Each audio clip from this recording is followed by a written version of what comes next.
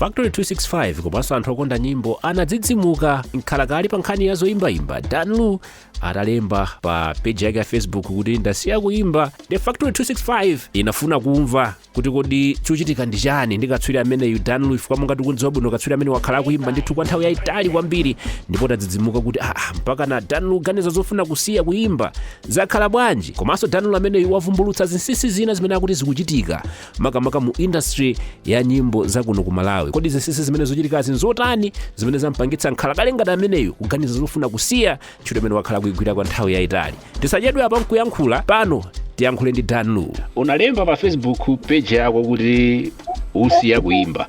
Kodi mawu amene wandiona kapena udangonena mwa macheza chabe? Mawu amene ajendiona, I'm so disappointed, honestly speaking. Because I took my whole time, like the past year, to remember, album that you know what is happening? People, they are waiting for me. I should go and give them money. Good and pop it. I already have a name. I made the name of myself. God has been there for me.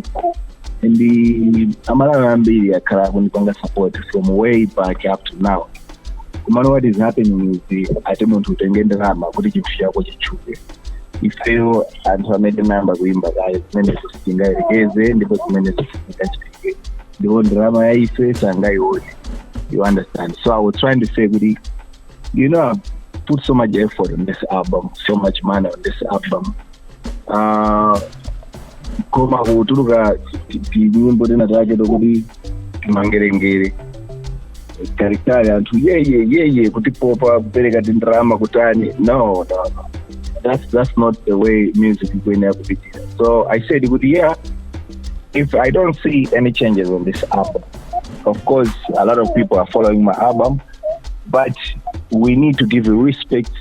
Family respect people may have career or someone will make it like this or something to those are kind of brief. Mawena onje ziramado sale make it into proposa. Chabwino Danlu, pali mawu amene akhalanso akumveka ena kuti pali anthu ena amene amafuna kukhala ngati afuna kupanga control industry, kuti adzipanga decide kuti uyu anthu amumvere, uyu anthu asamumvere.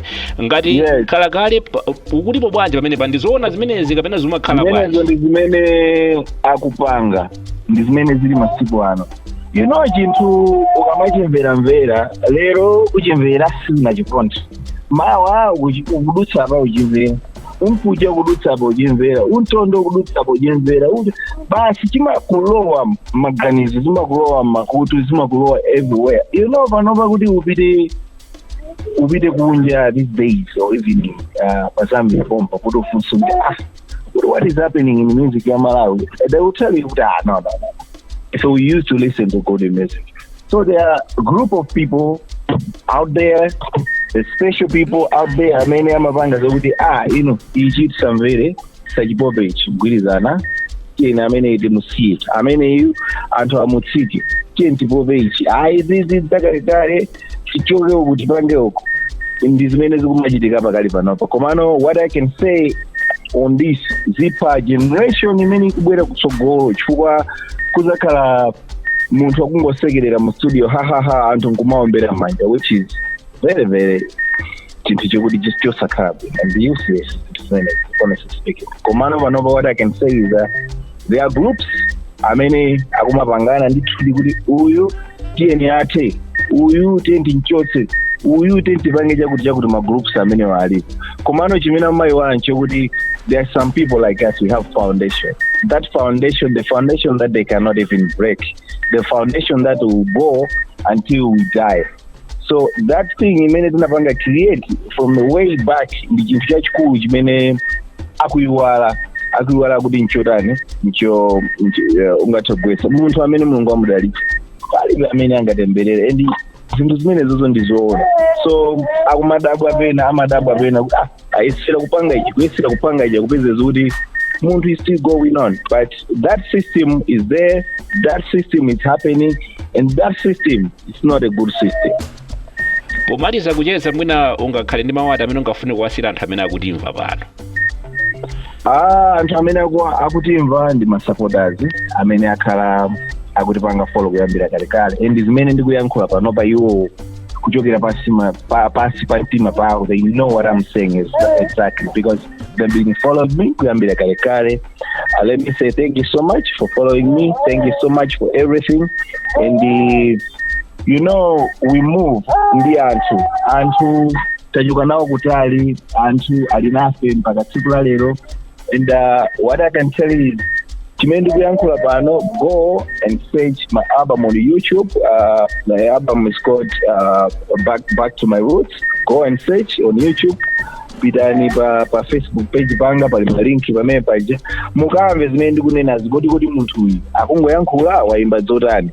Ma artist safuna kuphunzira aliyense akukhala dolo pakumabuka akuti management zimene kale lijaso inaliko kwa management yakale ija zimene machitika imakusogolera kuti munthu tsogolo lake likhala bwanji. Tiwene ali mphunzitsi mayimbidwe in terms of composition. Kalekale nyimbo inaende introduction, yukamba nkhani kenako kukhala ndi outro. So composition kalekale anthu amaphunzitsa ngati ma managers aja komanso ngati ma promoters aja.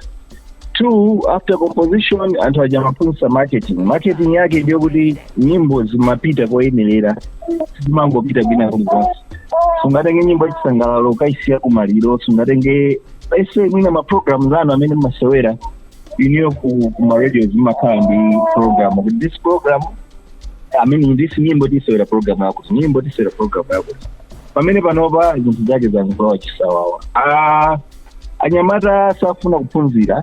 I'm sorry to say that. I don't know how are they going to take it, but ineyo ndingo ima pachilungamo. Anyamata safuna kuphunzira, kalekale timaphunzira. Composition ya nyimbo ndiyofunikira.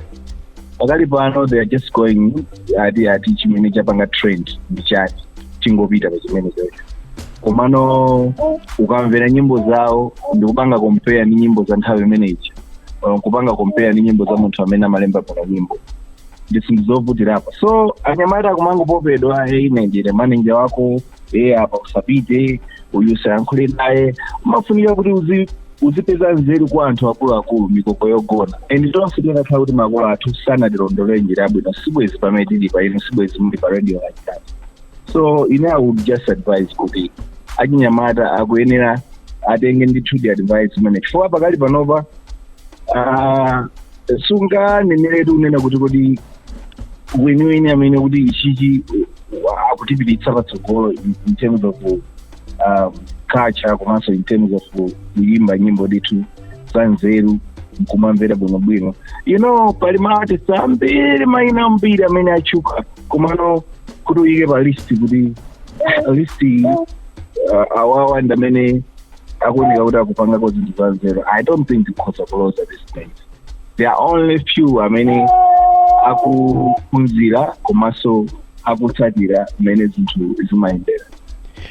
Truth. Komano, let me thank you so much for the support. Also, Ukoko Radio, you always support us. God bless you so much.